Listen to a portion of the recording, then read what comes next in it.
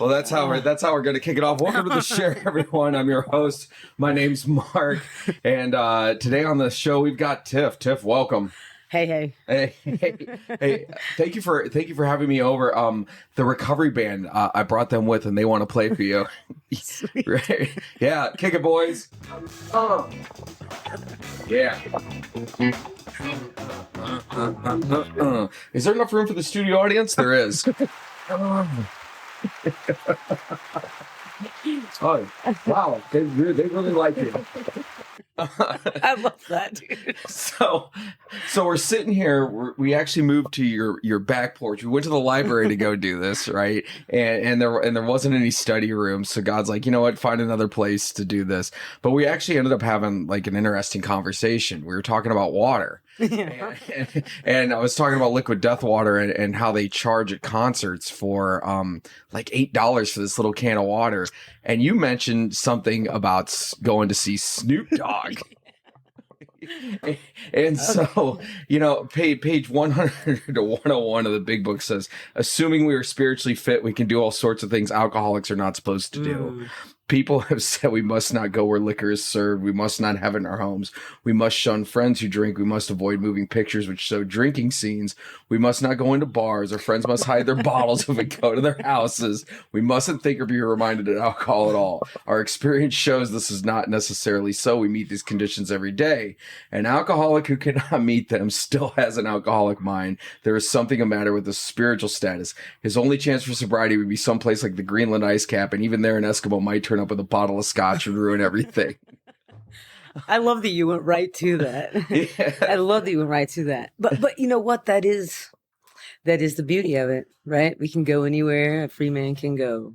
Yeah. Yeah. And it wasn't always like that in the beginning. In fact, I was just telling a funny story. So my neighbors, a little while ago, I have great neighbors, and they came over to invite me over for drinks. Oh, what? But I didn't handle it well at all. Oh, really?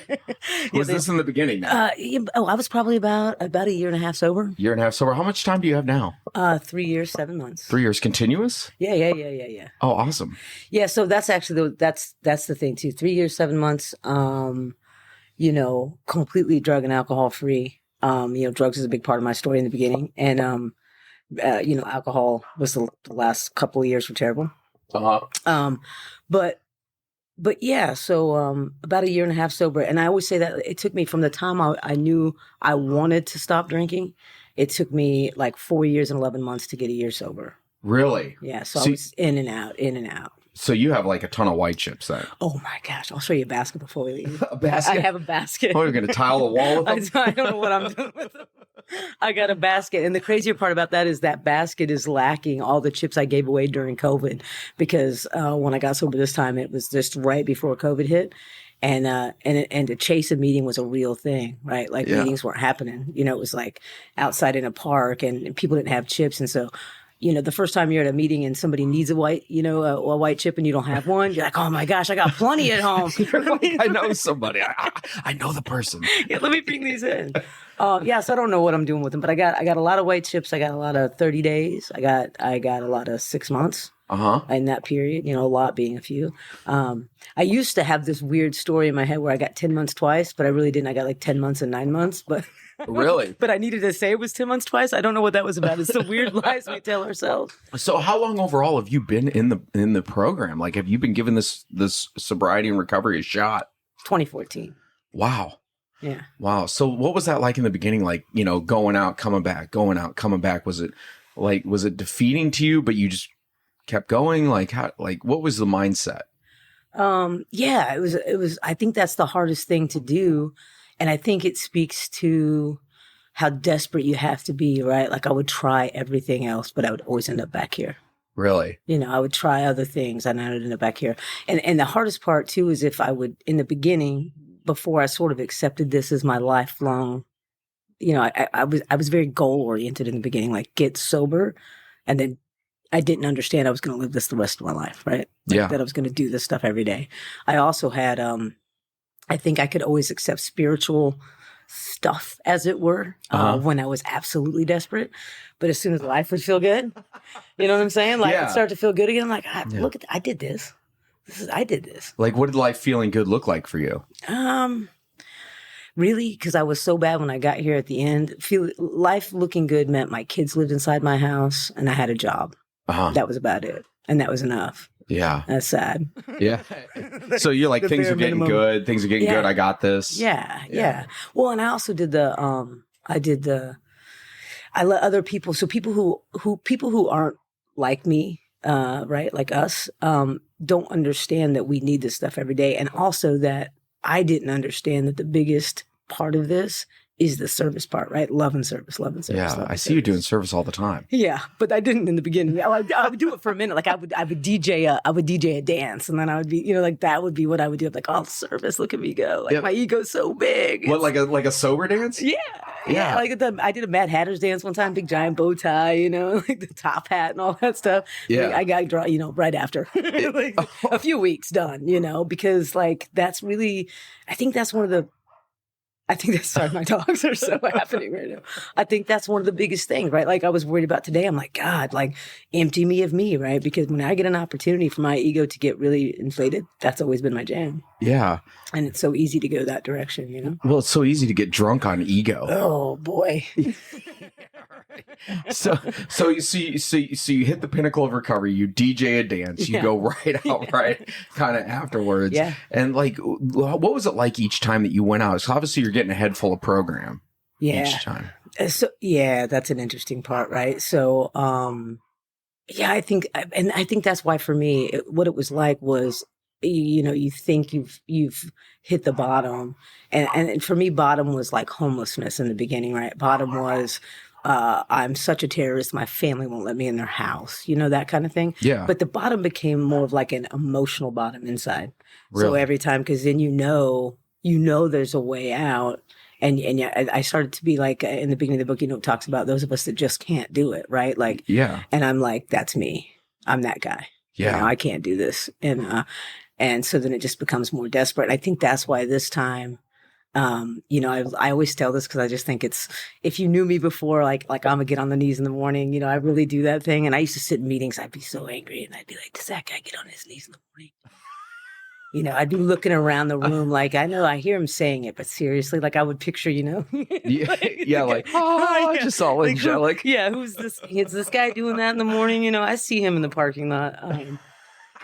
But the truth is, I have come to find out,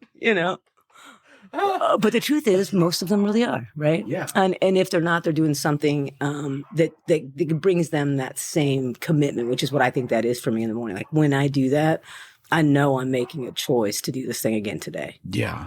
Yeah. It's, I've heard people, I can totally identify with that. Like I've heard people say in the rooms like, oh, I get on my knees every morning. First thing I do is I hit my knees. And I'm like, really? Yeah. Really? You really hit your knees? I'm like, when I came into the program, there was a guy that asked me, he's like, are you get on your knees prayer? And I was like, no. And he's like, well, God loves you anyway. and I've always had a hard time doing that. But I always fellowship with God in the morning. Yeah. I always talk with God and make sure that I set aside that time. And I admit that's where I fall short. Like, I'm like, I don't know what it is with me. I'm like, get on your knees. And I'm like, no. I'm still rebellious, So. Well, my friend Richard, I got a friend that a lot of people thought he was my sponsor in the beginning, I think, because I started to walk like him, talk like him, which is what we do in here, right? We just start to see somebody who's doing it, and you're like, okay, well, I'll do that, Yeah. And he turned me on to Emmett Fox really early on in this round of recovery, and that became like my morning routine. And he's definitely not like he'll tell you he's not a get on his knees guy either, but he's definitely, like he said, I start the coffee pot, and he said I don't touch my phone. I don't want to taint what I'm bringing to God, so he doesn't touch his phone. I do touch. Oh, yeah. What do you look up a prayer? Like no, what do you read in the news? Like what happened? The Instagram text, reels, whatever's going on over there. See if anyone called, whatever. Yeah. But I try not to because I know that really is kind of thing I can get sidetracked so quick. Yeah. Yesterday was one of those days. Actually, I was telling everybody like I couldn't figure out why my day was so weird. It felt so uptight and so tight in my skin again, and I had really just blown through my morning. There was no set aside time, and I don't do that. Rarely it's happened to me. So that's become very important to you. Yeah. Yeah. What do you notice the difference between setting that time aside for you and for your higher power, and not? Like, what's the difference in the day? Oh, it's literally either I'm going to be of service to others and care about other people, or I'm going to be really self-centered and worry about all my stuff, and I'm going to get anxious and I'm going to be fearful, because that's literally just what happens. Yeah. Like when I start the morning off knowing, right, that it's just today, and like everything's very simple. And my human side is going to overcomplicate it. But if I start it off and I say that's not what it is, and I understand that's not what it is, totally different day, right? Yeah. Like yesterday was all about like, why is this happening to me? And why did I burn the biscuits? Who shut my timer off? Like it was just this whole day of blaming other people for something that wasn't going well for me versus just, Yeah. It's easy to blame other people. Yeah. In everything. Like when you were like trying to, like every time you go back out, would you always have like an excuse, or would you blame somebody else for that ever?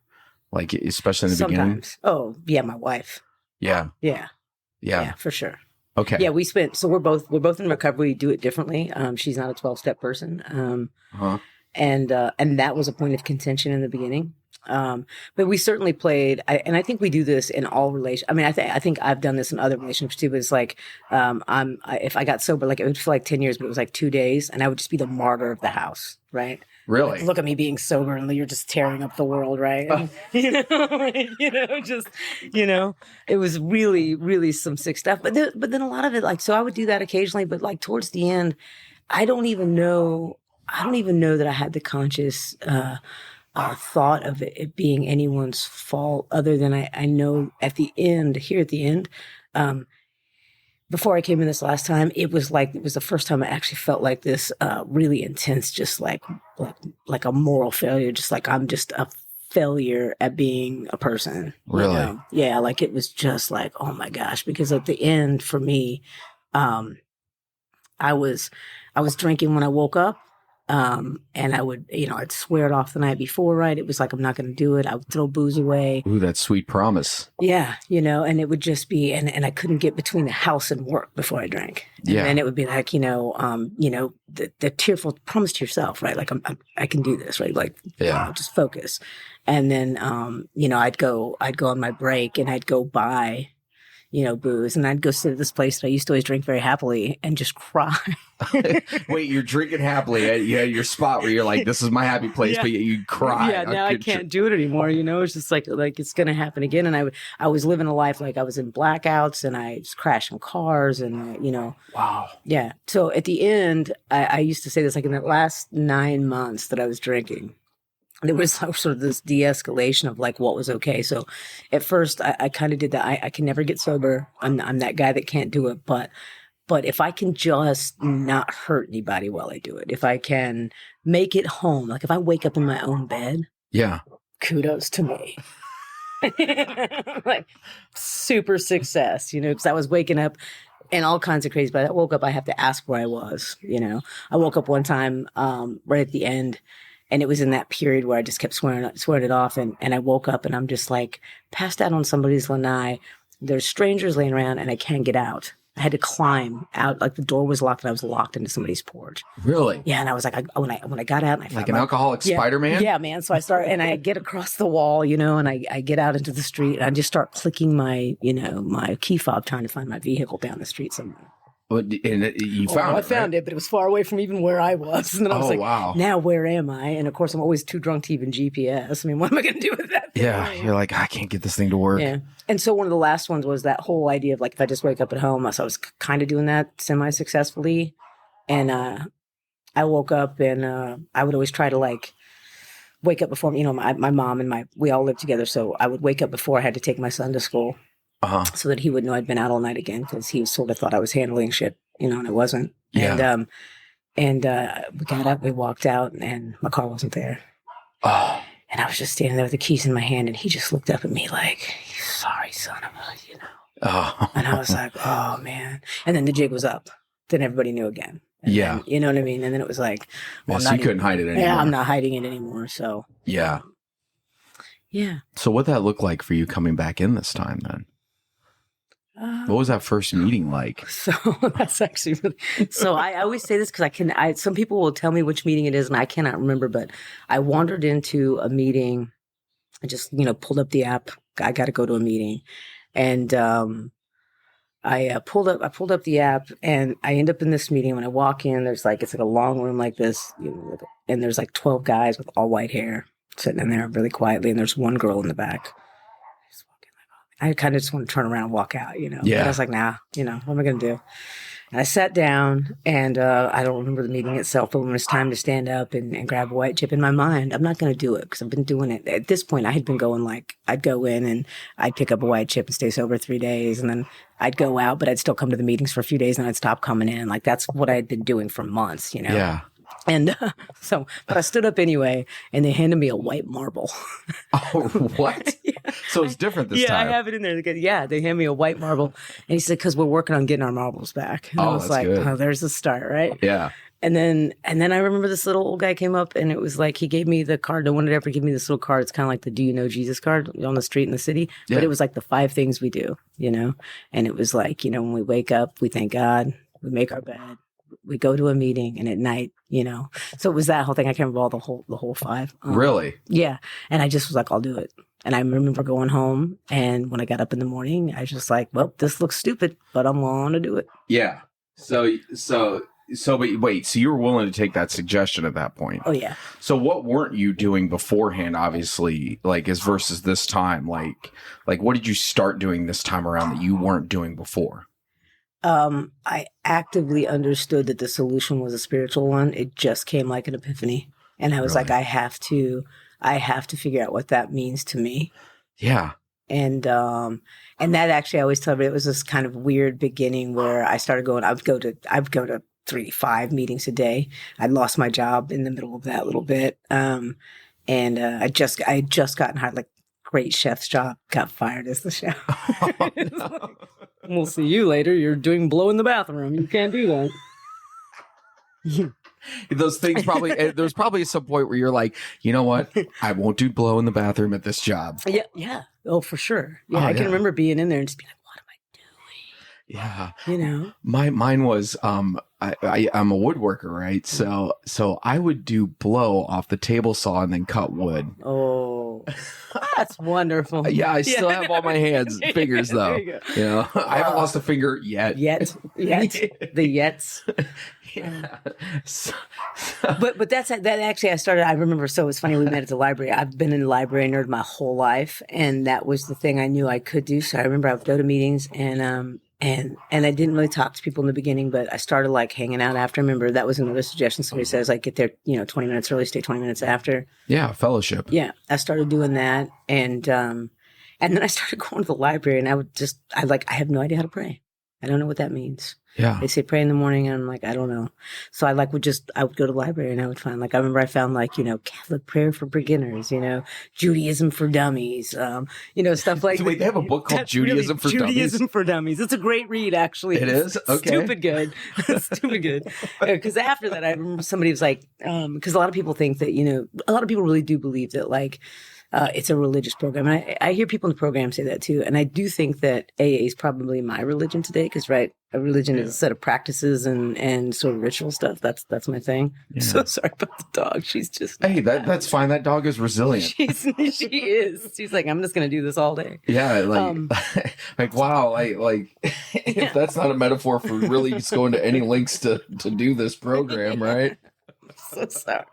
Hey, that's fine. She's looking at me. I'm looking at her. What? Yeah, she's got something to say. Yeah, she's like, "Well, let's talk about this." Yeah, right. She's sharing. So, so the spiritual aspect is what has kept you sober for sure. Yeah, 100%. Yeah. Without it, I mean, it's kind of one of those I know that there are other people that will tell you that they do it different. In fact, in the beginning, I totally forgot this whole thing happened. I was so against that aspect. I found secular meetings. Oh, like free thinkers? Well, I don't know. It didn't feel very free when I got there. It felt almost more confining than a regular. I got there and it was there was very. I felt this sense of very anti. Like it was very like, so it says this, but that will never work. And I was like, well, that seems dumb, And I did that a couple times. And like it didn't feel good. Yeah. Yeah. So and then I remember somebody asking me like, well, what's your religion? Because you talk about God all the time. Like, I'm like, I don't know, man. I was like, I might be a Jewish Buddhist who loves Jesus. I don't know. I don't know. So you find out it's more spiritual than absolutely. Yeah. It's not I found it's not a religion. It's very just spiritual and just living the best life that you can live and thinking of others. And so what was the change that you noticed that happened inside of you as you kind of grew in the spiritual program? Well, I don't know that I don't know that I know that we talk about in the book, like, I know that one day I absolutely looked at the world different. It was just a very night and day shift in how I viewed everything. And I would notice, I actually noticed other people saying it to me more than I was feeling it. Like, I don't like people who didn't even know what was going on. They'd be like, I don't know what you're doing, but you should keep doing that. Like, this is the best version of you I've ever been around. And I was like, really? That's cool, Well, so people had seen you before come in and out. Yeah, but this was like just people in my life that didn't really know. I mean, they knew right there. Nobody missed that. It was a hot mess on display. Nobody missed it. But yeah, and I started, but it was that, like, I just noticed, like, really, I noticed that, like, everything felt, that glass felt half full all the time. And I noticed things like, since I've been in recovery, I sound really corny about certain things, but like even this house we're sitting in makes 0 cents on my budget. Like my son had said when we moved in, he was like, if they knew who we were, we wouldn't be living here. and I think that's the thing is it's a totally, like, everything in my life just shifted. Like everything just shifted. And like everything always feels like enough. Yeah. Where I used to be chasing more all the time. Yeah. Everything just feels like enough. Like, so you're more content now. Yeah. Yeah. So when did you, so you came in, did you already have a sponsor when you came back this time, or do you had to get a whole new sponsor? Did you have a sponsor before when you kept going back out? No, so I did. Man, I jump around because it's such an episode, but like, so I had been in and out of recovery a little bit. Like I said, like it started in 2014. I came to Florida, really like on a whim of like, Sherry woke me up in the middle of the night. I'd been out on one, had been hospitalized again, and I was sleeping on my sister's couch, and she came in and she said, dude, if we don't leave here, we're going to die. And I was like, yeah, like kind of rhetorically. And she just packed everything into a Buick and then woke me back up and said, let's go. Oh, wow. Yeah. So we came to Florida. So I came here with no sponsor or anything like that. My old sponsor did so much work with me, and he's still in my head all the time. Right? Chris is like, that's like that voice in the back. Like when I talk about my sponsor did, this stuff. I was sober probably about a year before I finally asked someone to sponsor me again. And like I said, my friend Richard in the beginning kind of probably acted like one, but we didn't really formally meet. But he was always in my ear kind of, hey, let's go do this thing. And he would drag me around. But then I finally asked my first sponsor, and I was like, hey, I was like, would you ever sponsor a girl? Because it was a dude, And he was like, heck no, man, I would never do that. And I was like, ouch. And then he just stared at me. He goes, oh, do you mean you? And I was like, yeah. And he goes, oh, yeah, man, we could do that. That'd be great. It was so funny. And the unfortunate thing is he relapsed. He was a few months, I think like I was about a year sober, and maybe he was like, a year and 3 months or 4 months sober. And he'd been in and out of the program before too. And then he relapsed, and that was hard. And then I didn't ask anybody, and this is like, I think I broke him. It was right after my fifth step. Whoa.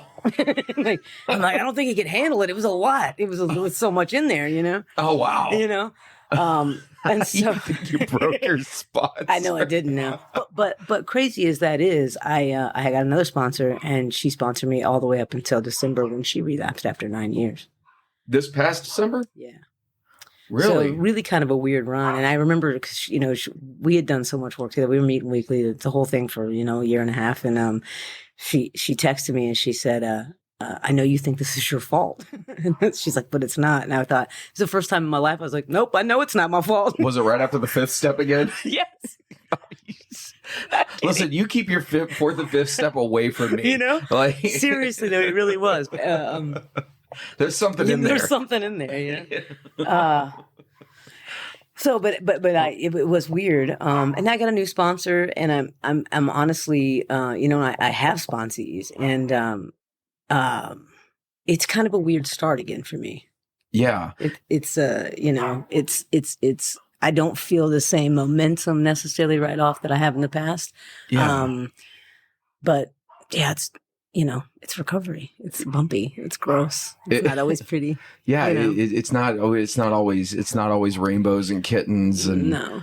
And so your sponsors going back out, what did that hit like on a level, like what did that show you? Well, the first one, the first one was, I think what it showed me about me was that like, I had no blame. Like I have in a completely different perspective. Like my ability to be empathetic with somebody else is just so different than it used to be. Like there was no, like I wasn't picking apart, you know what I mean? I wasn't like, what was that guy doing or not doing? I just knew that I was still doing the right thing. And the crazy thing is I also know that he was putting my life very specifically, because when he and I did a third step, something changed. I tell people this, I always forget it until we're talking like this, but like, I had people do, obviously being on the program, I'd done a lot of third steps with people, and people had taken me and been like, okay, let's hold hands and we'll do a prayer. And some people had been like, okay, you go off and pray in the other room and come back and tell me. I'd had a bunch of weird, different versions of what a third step was. But this dude, he was like a super hippie, right? And he'd come to my house because my mom was sick, and he'd come meet me here all the time. And, he's like, comes in with his glass iced tea, and he's like, oh, you ready for that third step? And I'm like, yeah. And I'm not even weirded out or anything. I had in the past. But this dude just like kicks my coffee table out and drops to his knees right in the middle of my living room. He grabs my hands and down we go, right? Yeah. And we did it. And then that was it. Like normally he would come hang out for a long time. He's like, all right, so call me, we'll get back together. And he just left. And I was like, what just happened? And what was that? And it did, though. It changed everything. It was like everything was just different after that. It was like I walked around for a couple hours just going, what was that? What have I done? You know? She just kicks. Did he put the coffee table back? Dude, yeah. But it was, I don't even think so, if I remember right. No, he just like took his foot, like scooted it out and just straight to his knees, grabbed his tea and left. And we had such great time together. And then my other sponsor that went out, I think the thing I learned about that was that I have to have a voice in recovery and not worry about hurting people's feelings when I notice that they don't look right or walk the same. Because I could see things different in my sponsor, and because she was my sponsor, I was afraid to say it. Yeah. You know? Oh, okay. You know? So, you know, learning that it's okay that, and that I rely on that in other people for myself, right? Yeah. Like we're here to look out for each other. And none of us are invincible. Yeah. It kind of shows that non-bulletproof side, no matter how many years you got, no matter how many sponsees. Yeah. It's definitely, but it also shows like when I see somebody go out and come back in, it shows me, okay, I'll watch. Okay, what wasn't being done? Yeah. Then I was told by a guy in the program to watch that. Yeah. Like, and to learn from that. Yeah. And so your sponsor goes back out. Did she make it back? No. She still hasn't made it back, no. Okay. I have seen her. But yeah, and that part's kind of, you know, oh, excuse me. The cheeseburger sneaking up. What are you gonna do? Yeah, right. I brought God with me. I can't really mess this up. But yeah, so you know that's tough. But that's again, I think that's the thing you start to learn is that is life, and it also, unfortunately, just shows me what I would look like on the other side, because I know I forget. Yeah, I'm a very proud person when I go back out. You know, I disconnect from everybody in recovery immediately. The first couple times I went out, I took people with me. And because I'm not a terrible person, that made me feel bad. So the next couple times when I went out, I isolated, and I just kept it to myself. Yeah. And I think that's kind of where, this disease is crazy. So this is the other thing. So we're talking about, I work in a sober house now. Yeah. And, I like to push my agenda, and I'm allowed to push it somewhat. Right. But, but the truth is people recover in a million different ways. I know this way works for me. Right. Yeah. Like I know, like I always say, like I know you know that book inside out. I don't. I can't say that but page 25 is my jam, right? Page 25. Page 25. Uh-oh. Well, let me open it up. What's page 25 here? Let's see here. Let's see. 19, 20, 25. Okay. Do you want to hit it? Sure. So, well, I usually just give. I don't have my glasses. I do. So usually I give it the. What I love about page 25, it starts off really simple. And I had read it a million times, but when I read it this last time, I was in a big book meeting, and about 5 of us sitting around this table, and I was a few days sober, and it starts off with, oh man, these dogs. So many want to stop but cannot. There is a solution, and I always love that my sponsor said that. Welcome back to the. So you said the word italics. The dogs are barking, and my batteries died. It's perfect. It's the most. Your book is amazing, dude. I love it. Thanks. It's beat to hell. Yeah, I love it. It's just like it's fantastic. Yeah, it's been around. It has like that thing is like Sterling Room yellow. Like it's the only smoking room on that side of the coast over there on the east coast of Florida, and that thing is like this dinge coffee yellow. I love it. Yeah, it's beat. So, and I love it. So now that after the non-commercial break, we're on page 25. Yeah. So we're gonna do page 25. So the beauty of it is it starts off with there is a solution, and it says almost none of us like the self-searching, the leveling of our pride, the confession of shortcomings which the process requires for its successful consummation. But we saw that it really worked in others, and we had come to believe in the hopelessness and the futility of life as we had been living it. And then it goes all the way to the bottom. Wait, how'd that go again? Yeah. That's better. But it says, if you are seriously alcoholic as we were, we believe there's no middle of the road solution. We were in a position where life was becoming impossible, and if we had passed into the region from which there is no return through human aid. We had but 2 alternatives. One was to go on to the bitter end, blotting out the consciousness of our intolerable situation as best we could, and the other was to accept spiritual help. And I remember just like I was in this meeting, and I got read, and I was sitting there, and I was like, holy crap, that's the choice, right? Yeah. Because I know that I had come to a point, like I remember kind of saying this to myself or out loud, whatever, where I had said like, I'm not going to get lucky enough to die of this. Like I'm not going to die of it. My best option right now where I sit is that I'm going to wake up every single day in a fresh version of my own hell until the end of time. Really? And that was it. And I just knew it. And then there was that. And it was like, okay, or, there's an or. And I think that was the first time that like I actually understood that the solution was just accepting spiritual help, whatever that looked like. It did not matter. Like I just had to be open to it. Like just I like you said, free thinkers. I always thought like I was an open-minded free thinker, and I really was not. Right. Like I came into every situation with the most radical prejudices, things that, I was thinking about. I was so closed off to anything that sounded remotely spiritual. Yeah. You know what I mean? Like I just was. And I didn't think I was, but in that moment I knew that I had been, I can identify with that. Like, I had a whole problem with the God thing when I came in, and it turns out that like that's the answer. Yeah. Oops. Yeah, like changing everything, right? Yeah. So you get on board the spirituality, you get a sponsor, and so what did your step work this time look like? What do you mean, like actually? So it's funny. I think this time, I actually it looked a lot easier and almost probably lazy. And that's kind of how life feels for me lately in recovery, is like I was making everything so hard. Like, I didn't, if my sponsor in previous iterations of my recovery, if my sponsor had said, I want you to do this prayer before you start here, I would go, that sounds amazing, but I'm not going to do that. I'm going to go to the library, I'm going to sit down, I'm going to take this thing on very academically because I'm smart and I can just do the thing. Yeah. And it would look really great on paper. And this time it was definitely like just so much prayer. My neighbor is so weird right now. We got birds, we got car alarms. What are you going to do? Yeah, right.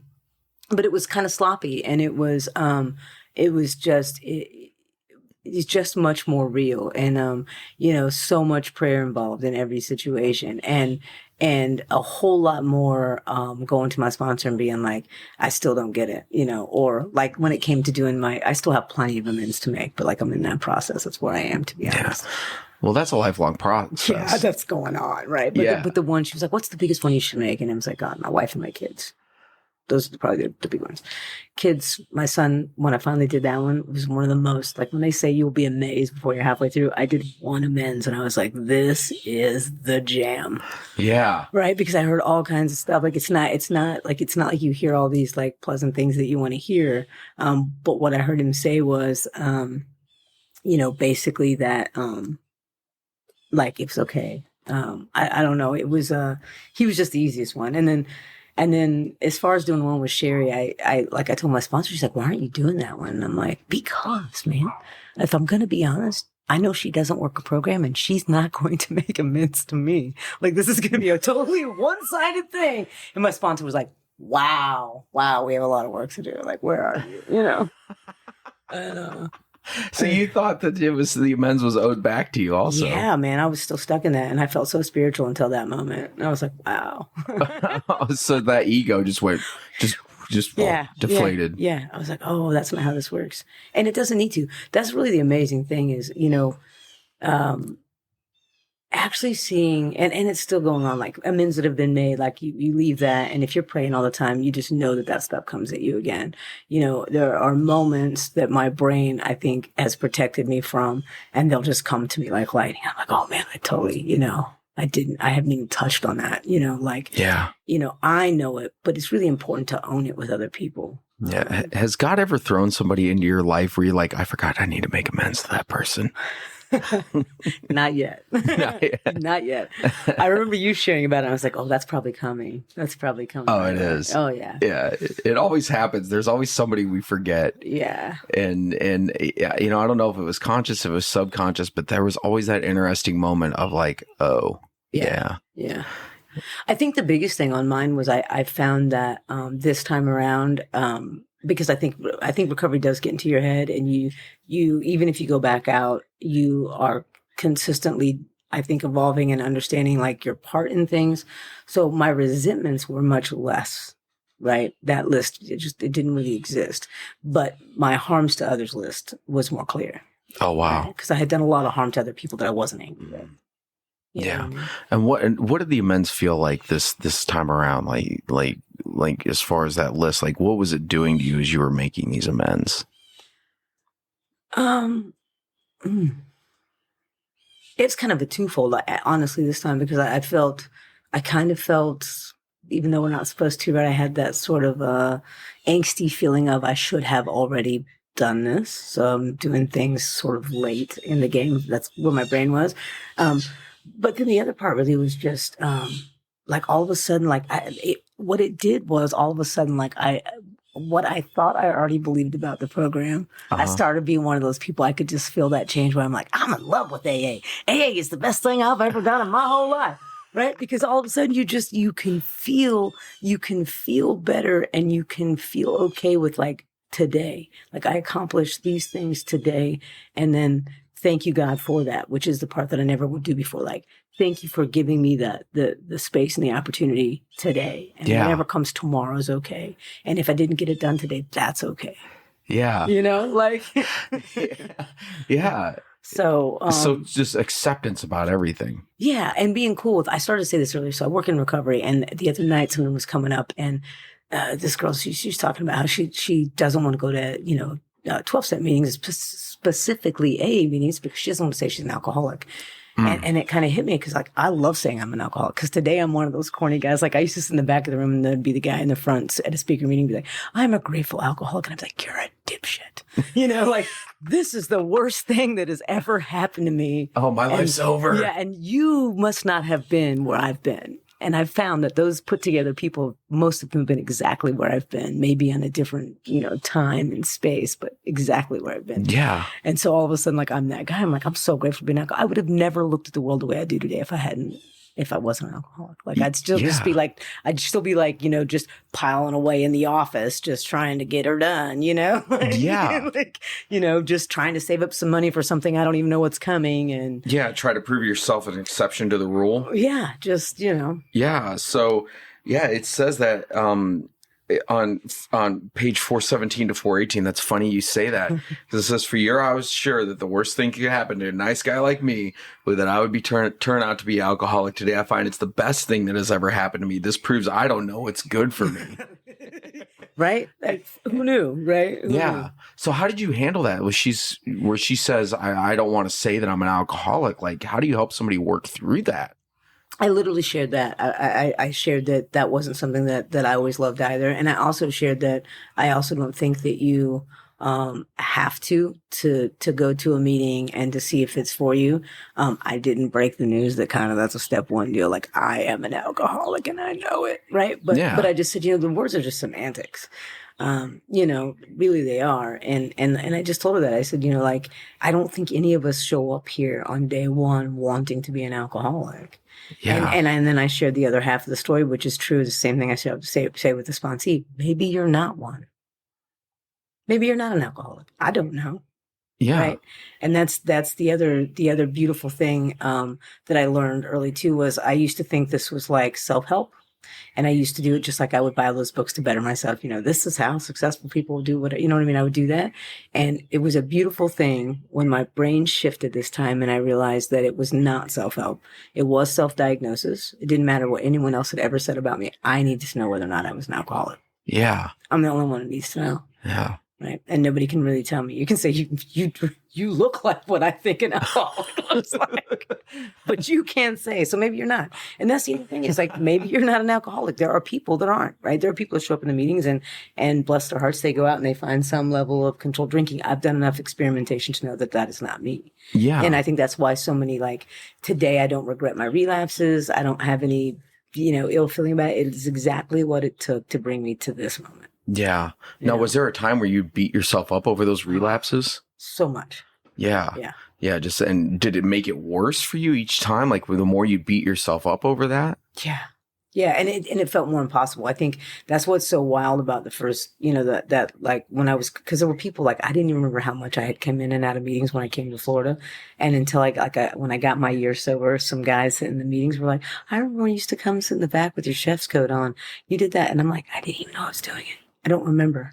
I must have been just wandering in and out because it was just so hard to be like, I knew that was my answer, but I just didn't want that to be my answer. Yeah. That was the last thing in the world I wanted to be the solution because I think I had enough AA or 12 steps, because I've been in some other fellowships, right? I had enough of that to know that I was going to have to get over the God word if I was going to make it work. Just choke. It was like a cat with a hairball,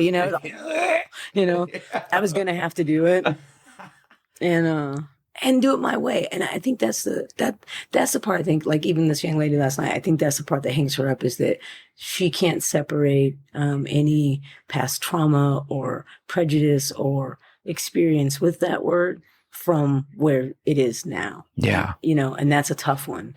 And I think the same thing I've seen works true for a lot of people who have been raised in very religious homes. There's sort of this idea that, well, it didn't save me before.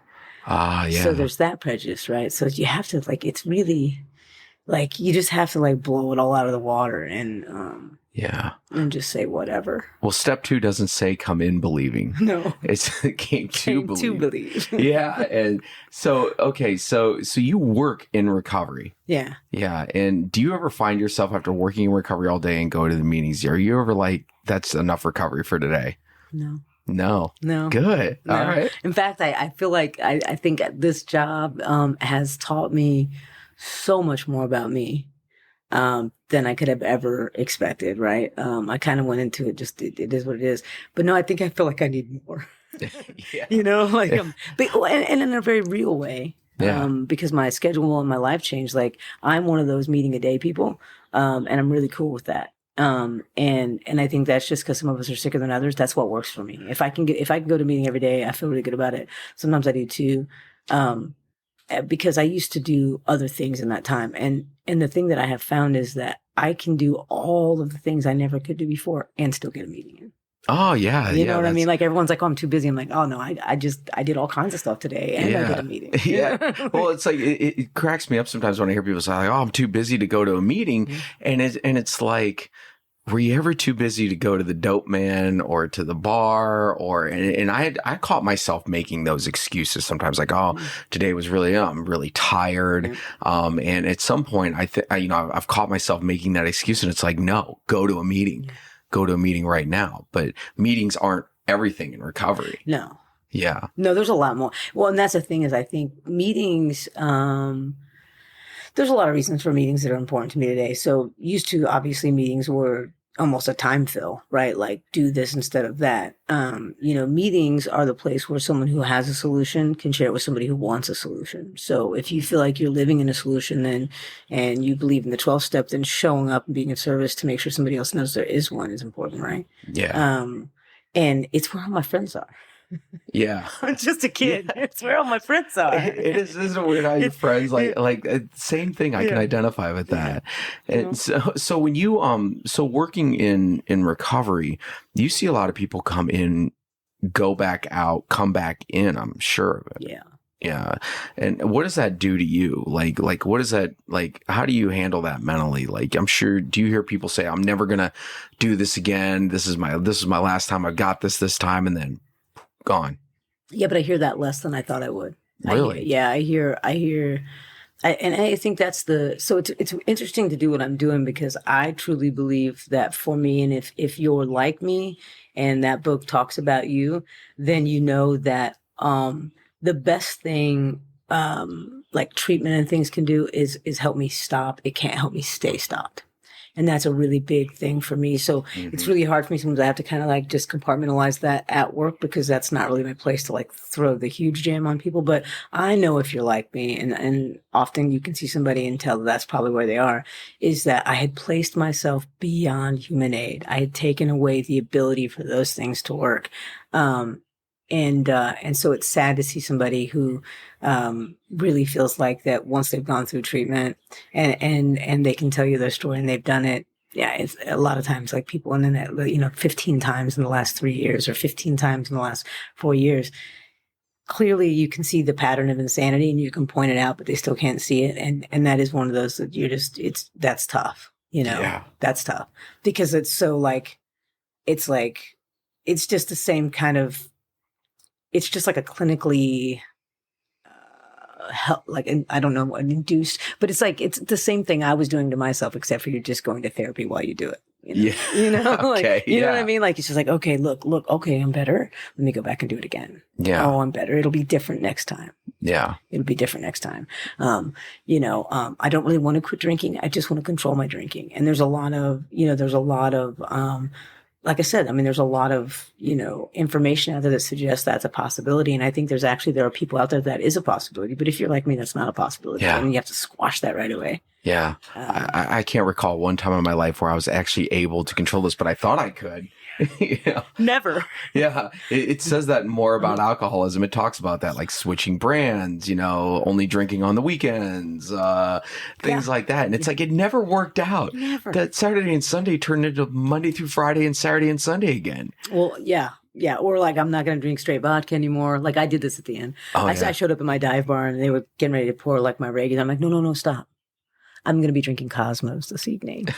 And they literally just laughed at me. You said that so classy. Yeah. I was like, this is what we're doing. Oh, I'm sorry. I didn't know who you were. Yeah, I'm switching gears. And they were like, okay.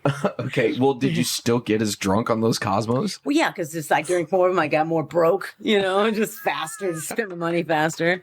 It's just same thing like when you go from like, cause I went from like top shelf drinking to like, give me whatever's hiding under there that's cheap, like give me just that, I mean, can I be like really vulgar? I mean, at the end. Yeah, go ahead. At the end, at the end, I was drinking in such a way that in public at my little bar that was used to me, I would come in after work. I would have already been drinking, but not enough, right? And they would always line up three double shots of the worst vodka you've ever drank in your whole life. And at the end, my life was so terrible that I would get the first two down and I would usually puke into the third one and take it home.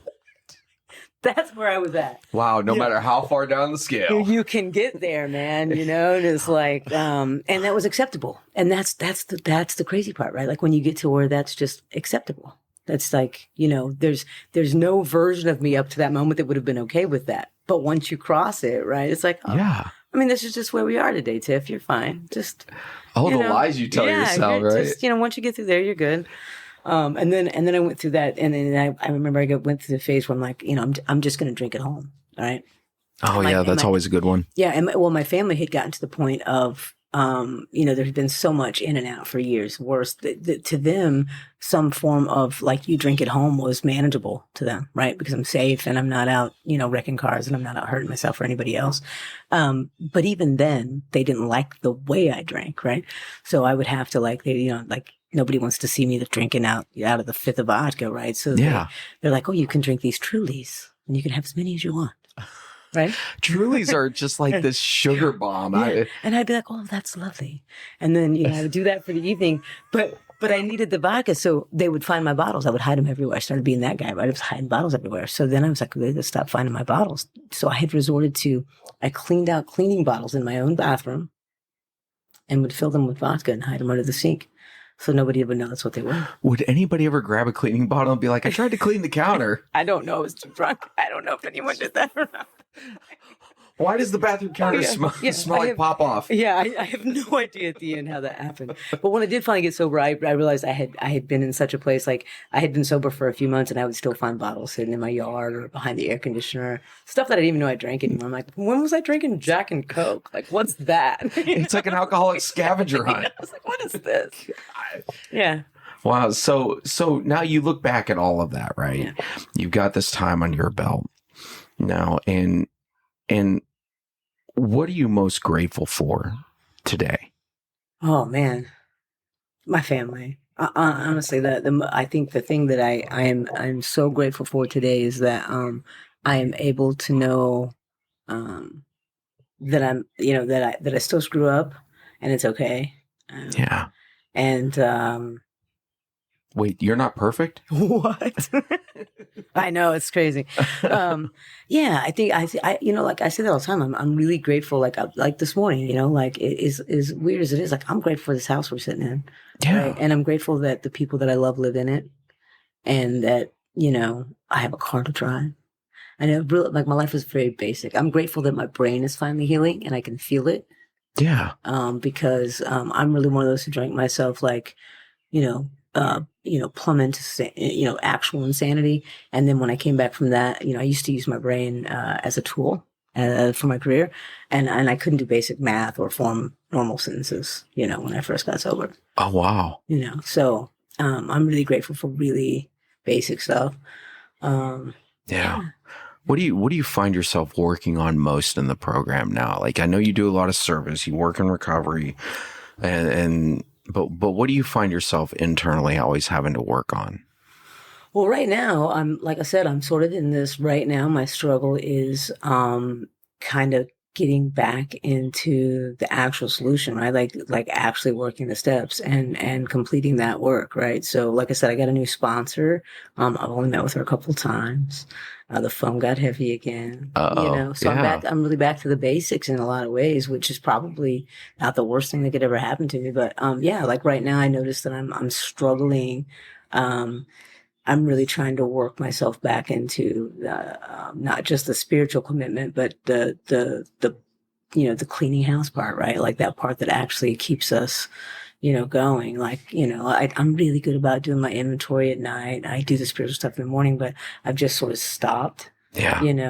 So I mean, really, that's probably the biggest thing. And part of the program is learning to be like a good friend, right? Yeah. To everyone around us. And I've noticed that that's someplace that I've slipped a little, right? Like I've kind of, so I know that's a step work thing. And, so yeah, I mean, I think that's the biggest things I'm trying to work back into is like not being so just scattered about, but like actually getting back into doing the work. Yeah. That makes a difference. And so basically like some balance. Yeah. Yeah. Nice. So the newcomer is the most important person in the room. And so do you have anything that you would like to say to encourage the newcomer? Oh man, so the newcomer.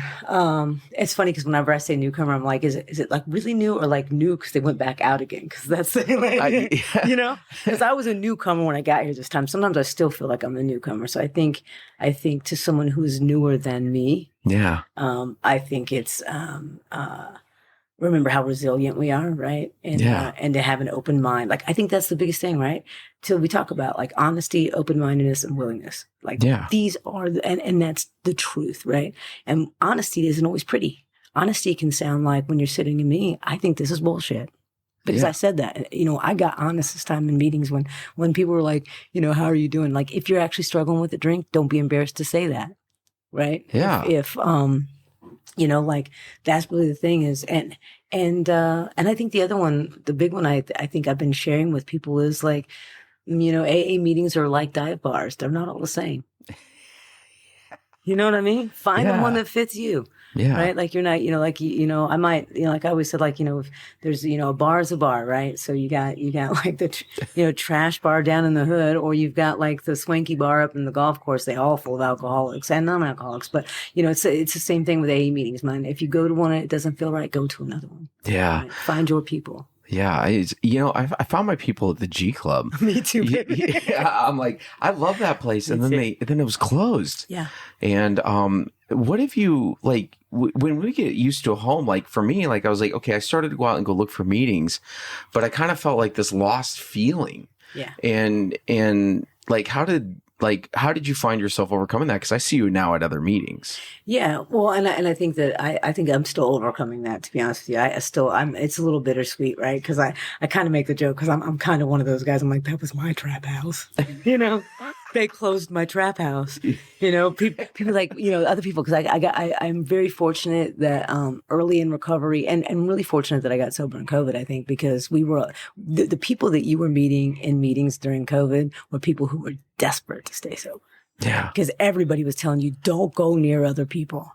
Don't go there. We had police try to shut down meetings in the park, and we were like, well, come anyway. And when they're finally like, well, just stay, just you guys keep coming if you get sick. And I used to say that, I'm like, this stuff's going to kill me way before COVID. And no jokes aside. I mean, I had people pass away from COVID, so I'm not making any jokes about it. But like for real, for me, it was as desperate as only a dying man can be. And so people that were out in meetings, like, so my circle I just have this great foundation of people from all walks of life because we were all like in these smaller groups. But yeah, getting over the gratitude club it's going to take a little while. It's still, and I think it's because of the parking lot, right? You miss the meetings still happen. It was that fellowship in the parking lot. Like I was talking to a friend about the other day, like sometimes she get off work and not have time for a meeting, but she had time to stop in that parking lot and smoke a cigarette and talk to somebody and feel a part of. Yeah, that parking lot fellowship was amazing. Yeah, man. That was just sitting out there under the trees, under those tables with the umbrellas, and just you never knew who was going to walk up at any time, and that was some of the best. At first, I was like, it took me a minute to get used to it because it wasn't the same. Like we used to fellowship in the rooms on the other coast, right? And I wasn't used to just sitting outside and fellowshipping, and it was so amazing. I sat at that table out there and talked to people till like midnight, 1 a.m. Oh, for sure. Yeah. And like real friendship. Yeah. And in the beginning for me too, I like, so I'm one of those, like, I think I was running from my life, most of it. Most of my entire life, I was just like running. I didn't know where I was going. I was just running from it. And so that would happen to me like late at night, when I'd first gotten sober, I'd just be sitting here and I'd be like, what am I going to do? Yeah. What? Everyone's in bed. This would be normally where I'm going to go do something. And I guess I'm going to the G Club. And I just, that's why the 9:30 landed on me so hard because there was always a meeting and I could always get there if it was in the middle of the afternoon. So I hope they find a new place. But I venture to say to myself a couple of times, I'm like, they'll find a new place. Still not going to be the club. Yeah, it's something about that room. It was like it was amazing. Yet it was a great place to be. Yet it was kind of dingy. Kind of. It was like the dive bar of recovery. Dude, I got ran out by rats one night. Like literally, one touched my foot in the middle of a meeting. I was like, I just like ran out screaming. We had Serenity the cat there that was around, and there was one night that I felt something brush up against my leg, and I was like, "Oh, Serenity wants petted." I reached down, and I'm like, "That's not Serenity," and it was that big ass raccoon. Oh, and it looked at me. It looked at me like Well, keep petting me. So right? He's like, come on, we're all in this together, Mark. Yeah. That's wild. Yeah. Yeah, that room was amazing. So, well, thanks for your time today, Tiff. And Thank you. Yeah, it's good to get to know a little bit more about you, and because I've never really had a lot of time to sit down and talk with you. So, anyway, well, thanks for being on the show and for your service. And I'm sure we'll talk again. Yeah, I appreciate you. Yeah. Thanks for having me. Yeah, and thanks for the birds and the dogs and the cops and. But it kind of explains. I mean, that like really sums up being around me. So like the eye of the hurricane, man, just zenning it out. It's all going on outside there. Yeah, Chihuahua in the back, just letting us know how she feels. Just not loving it. Yeah. All right, take care and be well, everyone. Hey, the recovery band wants to take us out. All right, perfect. Done. Ready? Ready? Here we go. Oh, there we go. Get down. All right. Thanks a lot. Say bye.